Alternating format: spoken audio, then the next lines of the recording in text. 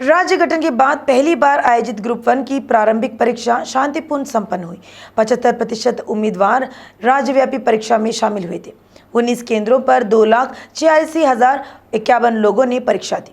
TSPSC ने कहा कि ओएमआर शीट की स्कैनिंग प्रक्रिया 8 दिनों में पूरी हो जाएगी और स्कैनिंग पूरी होने के बाद प्राथमिक कुंजी जारी की जाएगी। हैदराबाद के कई केंद्रों पर परीक्षा शांतिपूर्ण संपन्न हुई। सरूनगर क्षेत्र में बायोमेट्रिक हाथापाई के कारण अभ्यर्थियों को इंतजार करना पड़ा।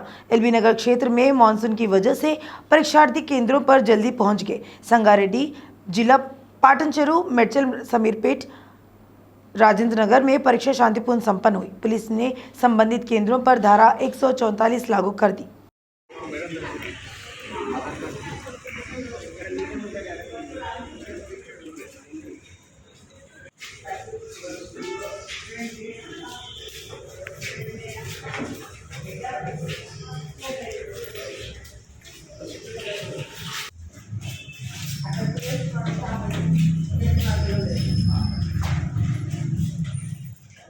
ओडिशा के सीएम नवीन पटनायक को 2 दिवसीय दौरे पर हैदराबाद पहुंचे। मंत्री तलसानी श्रीनिवास यादव ने बेगमपेट एयरपोर्ट पर सरकार की ओर से स्वागत किया। वह आज होने वाले ओडिशा इन्वेस्टर्स मीट कार्यक्रम में हिस्सा लेंगे। ओडिशा के सीएमओ ने ट्वीट किया कि इन्वेस्टर्स मीट में आईटी सेक्टर में निवेश पर फोकस किया जाएगा। ओडिशा के मंत्री प्रताप ने कहा कि सीएम आईटी, बिजली, हथकरघा, खनन, मिशनरी, स्टील, एल्यूमिनियम और एमएसएमई क्षेत्रों में निवेश पर चर्चा करेंगे। उन्होंने राज्य के खनिज संसाधनों के भंडार और सरकार द्वारा बिल्डरों को दी जाने वाली सुविधाओं के बारे में बताया। रंगारेड्डी जिले के सरूनगर संभाग के भगत सिंह नगर ने मंत्री सबिता इंद्रा रेड्डी की मौजूदगी में बड़ी संख्या में भाजपा और कांग्रेस पार्टियों के कार्यकर्ता टीआरएस में शामिल हुए। मंत्री ने इन्हें आमंत्रित किया। इस मौके पर मंत्री सबिता ने कहा कि सीएम केसीआर का शासन तेलंगाना के लिए श्री राम रक्षा है। सबिता ने परोक्ष रूप से स्थानीय भाजपा पार्षद की आलोचना करते हुए कहा कि लोगों की समस्याओं को नजरअंदाज करना और सोशल मीडिया पर पोस्ट करना एक फैशन बन गया है। केंद्रीय मंत्री किशन रेड्डी ने सुझाव दिया है कि राज्य में कल्वकुंटला परिवार के झगड़े को खत्म करने के लिए भाजपा के पूर्व उम्मीदवार कोमटिरेड्डी राजगोपाल रेड्डी को भारी बहुमत से जीत हासिल करनी चाहिए। उन्होंने कहा कि राज्य में भ्रष्टाचार के स्तर को समझा जा सकता है अगर सीएम केसीआर लोगों के पैसे से विमान खरीदने के स्तर पर पहुंच गए। केसीआर के परिवार पर जमीन घोटाले, रेत और शराब घोटाले का जनता का पैसा लूटने का आरोप लगा है। उन्होंने कहा कि भाजपा से ही प्रदेश का विकास संभव है। किशन रेड्डी ने कहा कि देश के लोगों के लिए मुफ्त कोरोना टीकाकरण को माध्यम से करोड़ों लोगों की जान बचाने का श्रेय प्रधानमंत्री मोदी को जाता है। उन्होंने कहा कि राज्य सरकार ने ग्राम पंचायतों के विकास के लिए 1 रुपये भी नहीं दिए। मंत्री हरीश राव ने यह कहते हुए भाजपा की आलोचना की कि बीजेपी का मतलब झूठ और जुमला है। भाजपा नेता कह रहे हैं कि मुनगोड़ू में जीतने पर वे 3,000 की पेंशन देंगे। उन्होंने मांग की है कि वे पीएम मोदी और केंद्रीय मंत्री अमित शाह पहले पुराने वादे पूरे करें। क्या जीएचएमसी चुनावों में किए गए किसी भी वादे को लागू किया है? उन्होंने कहा कि एलबी नगर निर्वाचन क्षेत्र के ऑटोनगर डियर पार्क में पद्मशाली संगम के तत्वावधान में 20वें पद्मशाली दशहरा मेला का आयोजन किया गया। इस कार्यक्रम के मुख्य अतिथि विधायक ईटल राजेंद्र थे। इस मौके पर उन्होंने पद्मशाली के रिश्तेदारों को बधाई दी जो हर साल नियमित रूप से दशहरा मेला मनाते हैं। ये हमारी एकता को दर्शाता है। कहा जाता है कि यह पर्व सभी को एक साथ रखने की बड़ी शक्ति और साहस देता है।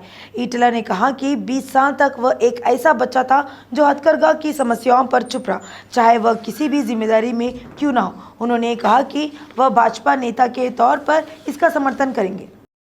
मंसूराबाद मंडल के पार्षद कोपुला नरसिम्हा रेड्डी ने मांग की है कि समस्याओं का समाधान तभी होगा जब उपचुनाव आएंगे और एलबी नगर के विधायक सुधीर रेड्डी को तुरंत इस्तीफा दे देना चाहिए। सुधीर रेड्डी ने इस्तीफा से एलबी नगर के लोगों को रजिस्ट्रेशन की समस्या का समाधान मिल जाएगा। विधायक सुधीर रेड्डी ने इस्तीफा से एलबी नगर विधानसभा क्षेत्र की समस्याएं दूर करी।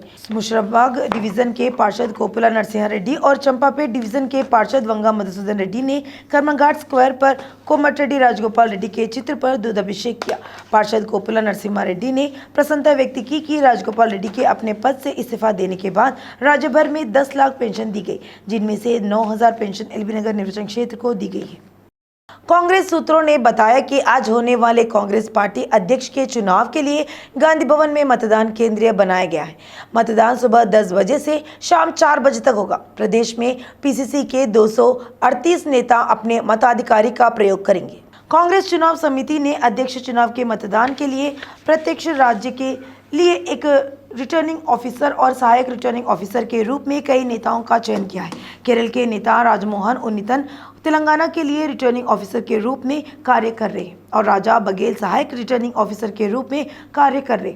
शबीर अली और मल्लू रवि खड़गे की ओर से चुनाव एजेंट के रूप में कार्य कर रहे, जबकि कांग्रेस नेता कुमारी श्रीकांत और संतोष कुमार शशि थरूर की ओर से कार्य कर रहे हैं।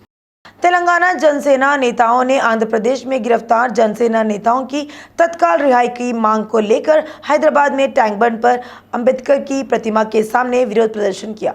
आंध्र प्रदेश के मुख्यमंत्री वाईएस जगनमोहन रेड्डी ने खिलाफ नारेबाजी करते हुए उन्होंने अपना पुतला फूंका।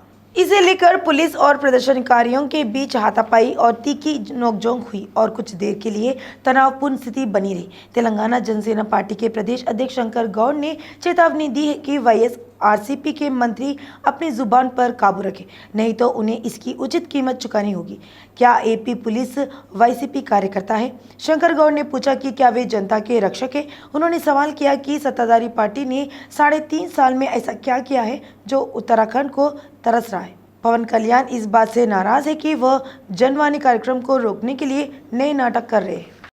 कोमटिरेड्डी प्रतीक फाउंडेशन के अध्यक्ष की अध्यक्षता में हैदराबाद उस्मानिया विश्वविद्यालय में मेगा जॉब मेला का आयोजन किया गया।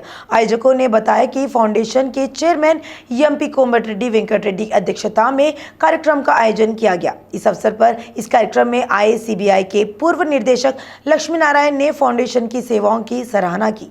2 दिन तक चले इस मेगा जॉब फेयर में बेरोजगारों का हुजूम उमड़ा। पहले दिन लगभग 45,000 उम्मीदवार आए और विभिन्न संगठनों में नौकरियों के लिए 14,000 से अधिक लोगों का चयन किया गया।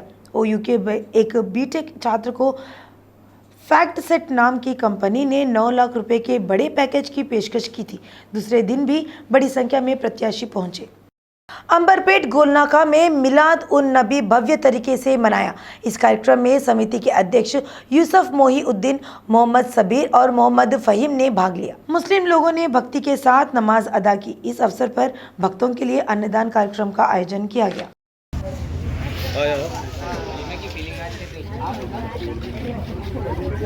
देखो जी मैं थोड़ा सोका नगर में हमारे युद्ध, हमारे पूरे इनोज, शबीर, फ़हीम और मुजफ्फर, इमरान, ये सब सारे मेरा भाया पूरे दोस्त सब मिलके आज मिलादुन्नबी का प्रोग्राम करे। मिलादुन्नबी के हज़रत मोहम्मद मुस्तफ़ा सल्लल्लाहु अलैहि वसल्लम के शान में आज ये प्रोग्राम करे रखेगा। आज तनावल ताम का भी इंतज़ाम था। आज ये मौके में हमारे सब भाई ये प्रोग्राम करें। हमारे सदर इनूस मोहीउद्दीन, मैं रिप्लाई भिजा हुआ हूँ, अभी तक कुछ भी रिपोर्ट नहीं भेजा है लोग। वो इसके वजह से परसों भी मैं जीएसएमसी ऑफिस में भी बुला हुआ हूँ, अभी तक रिपोर्ट कुछ भी नहीं दिए। गली में पूरा डैमेज है, स्लिप हो जा रही गाड़ियाँ और गिर जा रही गाड़ियाँ पीछे। लॉकडाउन से पहले करे थे ये पाइपिंग लाइन डालने के वास्ते 2 साल हो गया, अभी तक कुछ एक्शन नहीं ले रहे लोग। क्या करना आप, क्या है आप लोग ही कर सकते हैं, मीडिया के जो ये सोशल मीडिया के थ्रू कर सकते हैं। ऑलरेडी बहुत सारे लेटर्स दे चुके लिख कर, कुछ रिस्पांस नहीं आ रहा। कॉर्पोरेटर को भी बोल दिए, एमएलए साहब को भी बोल दिए, सबको बोल दिए। मिल के दावत करे, इंशाल्लाह बहुत खुशी हुई दावत हुई तो इंशाल्लाह आगे चल के और इससे भी अच्छी दावत करेंगे इंशाल्लाह ताला। बस अस्सलाम वालेकुम। हमारे एरिया के सदर था, जो भी हर चीज़ काम अगर हो, जो भी आज दावत हुई बहुत इंशाल्लाह बहुत अच्छी दोस्तों के हालात अच्छे से अच्छे दावत हुई।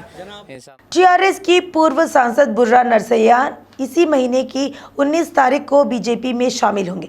बुर्रा नरसैया गौड़ के घर आज बीजेपी प्रदेश अध्यक्ष बंडी संजय समेत कई नेता जाएंगे। वे नरसैया से पार्टी में शामिल होने को लेकर चर्चा करेंगे। नरसैया गौड़ भाजपा के राष्ट्रीय नेता की मौजूदगी में पार्टी में शामिल होंगे। बीजेपी इस महीने की 28 तारीख को हैदराबाद में बीसी सभा की तैयारी कर रही है। बुर्रा नरसैया गौड ने तेलंगाना आंदोलन में सक्रिय भूमिका निभाई। वह वर्ष 2013 में टीआरएस में शामिल हुए। उन्होंने भुवनगिरी संसदीय क्षेत्र से 2014 का लोकसभा चुनाव लड़ा और जीता। 2019 के लोकसभा चुनाव में कांग्रेस उम्मीदवार कोमटिरेड्डी वेंकट रेड्डी से हार गए थे। पिछले उपचुनाव में टीआरएस ने कार से मिलते जुलते 8 चिन्हों को हटाने के लिए कानूनी लड़ाई शुरू कर दी थी।